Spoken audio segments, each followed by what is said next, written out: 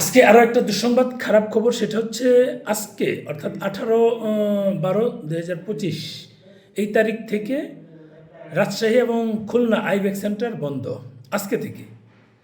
এটা একটা IVACBD dot কমে যে আমরা ওয়েবসাইটে গিয়ে আমরা ওদের তথ্য নিই বা আবেদন করি, সেখানে বলা আছে চলমান নিরাপত্তা পরিস্থিতির পরিপ্রেক্ষিতে আপনার সদয় অবগতির জন্য জানানো যাচ্ছে যে আজ মানে 18/12 আজ আইবেক রাজশাহী এবং খুলনার কার্যক্রম বন্ধ থাকবে। এটা কতদিন বন্ধ থাকবে সেটা বলেনি, আমি একটু দেখি।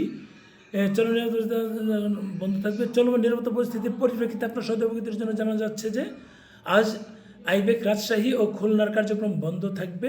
আজ যেসব আবেদনকারীর আবেদন জমা দেওয়ার জন্য অ্যাপয়েন্টমেন্ট নির্ধারিত ছিল তাদের সকলকে পরবর্তীতে নতুন একটি তারিখ অ্যাপয়েন্টমেন্ট প্রদান করা হবে, তাদেরকে পরবর্তীতে জানানো হবে।